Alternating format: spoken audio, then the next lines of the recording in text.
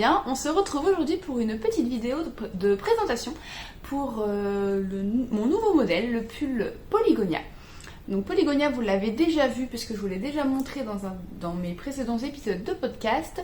C'est un pull qui à la base ne devait pas être un patron, être simplement un pull pour moi, mais comme il vous a beaucoup plu, j'ai décidé d'écrire le patron et de le publier. Donc il va sortir cette semaine.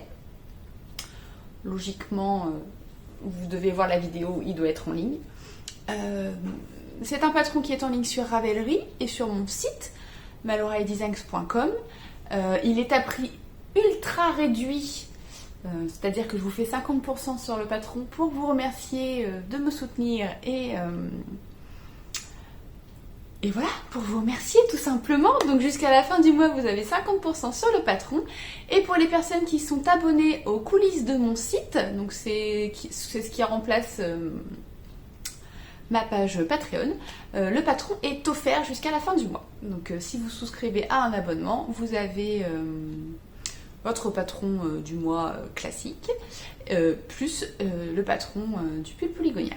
Mais bref, je vais vous présenter le pull qui est juste là, et j'en ai deux en fait. J'ai deux versions. Donc je vais vous les présenter. Donc le premier que j'ai tricoté, c'est la version rayée. Puisque la base en fait, c'est que je voulais utiliser mes restes.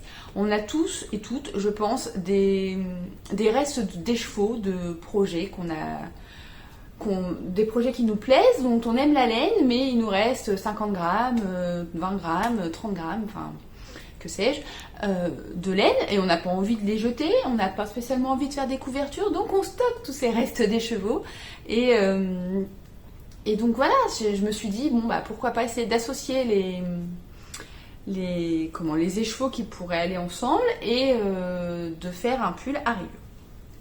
Donc c'est ce que j'ai fait. J'ai choisi dans mes restes d'écheveaux, plusieurs couleurs qui pourraient se marier ensemble. Et j'ai fait des rayures. Donc c'est des rayures aléatoires. Oui, elles n'ont pas toutes la même épaisseur. Et en fait c'est une séquence que l'on répète sur tout le pull. Donc c'est un pull à manches, ce sont des drop shoulders, ce sont des épaules tombantes en fait. Donc on commence par tricoter le dos, on fait des rangs raccourcis, je pense que vous pouvez voir là c'est beaucoup moins haut que là. Donc on fait des rangs raccourcis sur l'épaule, on tricote donc pour la séquence de rangs raccourcis on tricote en uni, ce qui est plus simple parce que les rangs raccourcis avec des rayures c'est compliqué. Voilà, donc on tricote jusque sous l'emmanchure en faisant des rayures. On met les mailles en attente, on vient faire les devants, et donc c'est un pull avec un col V. On tricote jusque sous l'emmanchure en augmentant régulièrement pour le col. Puis on joint le corps, enfin les devants, puis on joint le corps, puis on tricote en rond, toujours en suivant les rayures, jusqu'en bas, et on termine par des côtes de 2. Ensuite, on vient relever les mailles des manches. Et c'est là où vous pouvez faire un peu comme vous voulez. Donc on relève les mailles des manches et on fait des diminutions et on tricote jusqu'à avoir la bonne longueur et on termine par des côtes de 2. Donc comme vous pouvez le voir, mes manches ne sont pas rayées pareil que sur le corps.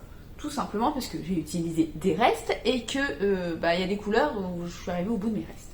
Donc j'ai un peu adapté les rayures. Sur chaque côté du corps, on a une maille en vert qui permet justement donc sur chaque côté du corps et sur la manche aussi. Je vais peut-être vous faire voir sur la partie claire, là. Qui permet de faire une fausse couture et également de faire vos changements de couleur de façon assez propre, puisque du coup, on voit rien. C'est ce côté-là que j'aimerais. Oui. C'est le côté où j'ai changé mes couleurs et en fait on ne voit pas, il n'y a pas de démarcation. C'est plutôt propre. C'est une petite technique, petite astuce. Je vous propose également dans le patron un ajustement hanche qui est optionnel. C'est à vous de voir si vous voulez. Alors suivant votre morphologie, en fait, enfin moi je sais que par exemple j'ai les hanches plus larges que la poitrine, donc ce que je fais c'est qu'arrivé à une certaine hauteur, je fais quelques augmentations pour récupérer l'aisance, en fait, pour avoir la même aisance au niveau de la poitrine et au niveau des hanches. Pour pas me retrouver avec un pull avec de l'aisance à la poitrine et tout resserré aux hanches.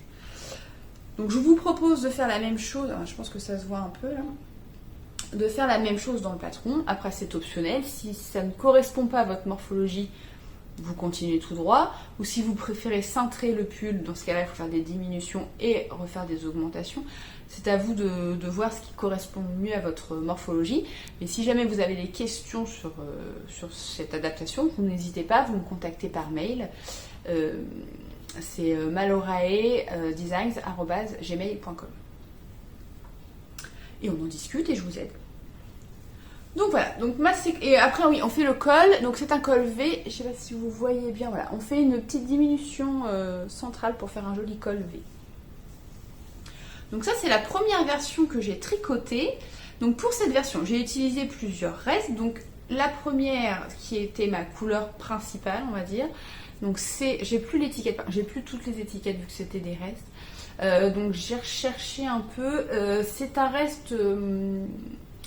En fait, j'avais tricoté un pull, j'ai fait le Viola Sweater, c'est un de mes premiers modèles, dans le tout début. C'est de la Madeline Tosh, je ne sais plus. Je vous mets toutes les informations, de toute façon, tout est indiqué en dessous de la vidéo ou sur mon article de blog.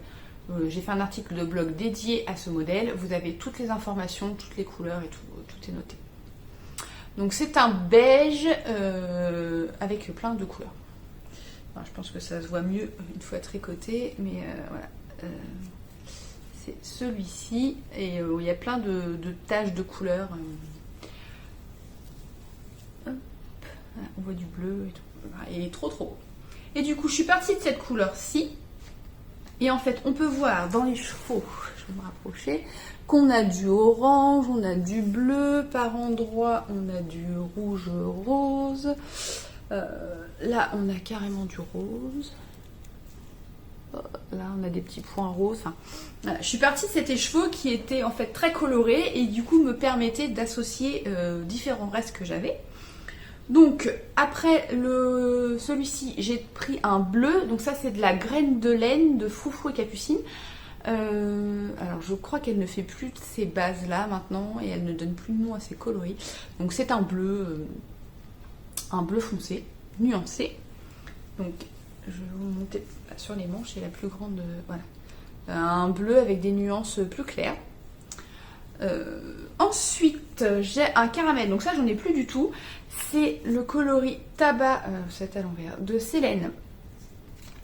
C'est un reste de mon pull Solanales que j'ai sorti en début d'année. Donc ça c'était du Merino Yak, les autres c'était que du Merino. C'était Merino Yak et nylon.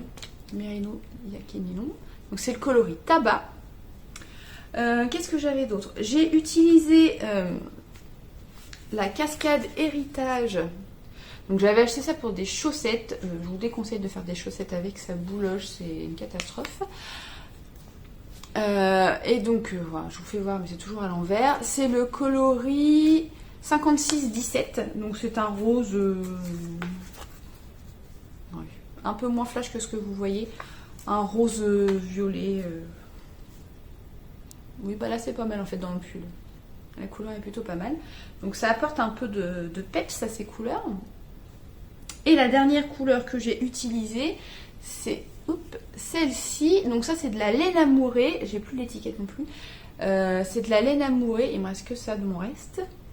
Et c'est éclat de rose caramélisé. Et là c'est pareil. C'est un reste d'un design que j'ai créé. C'est le pull Katsura qui a de la dentelle sur le devant. Et en fait, il y a du rose et ça reprend le caramel du coloris tabac de Célène. Donc je trouvais que ça se mariait plutôt bien. Donc je suis partie en fait de cette couleur-ci en couleur principale parce que j'avais un écheveau et demi. Donc je m'étais dit que à la base je ne savais pas si j'allais faire des rayures sur les manches et puis au final voulais utiliser au maximum mes écheveaux et voilà.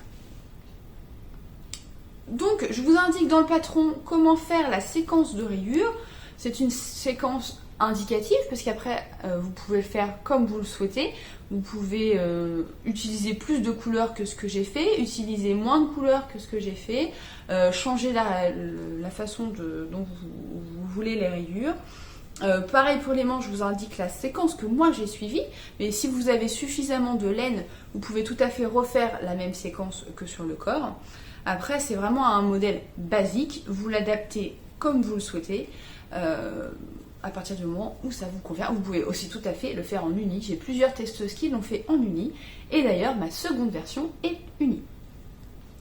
Donc, la première version, c'est celle-ci, avec un décolleté assez classique, un col V qui est plutôt sage, qui est facile à porter avec un petit t-shirt en dessous, voilà. Et pour ma seconde version, je voulais utiliser des écheveaux que j'avais dans cette couleur. Oula, c'est un peu moins rouge que ce que vous voyez en vrai.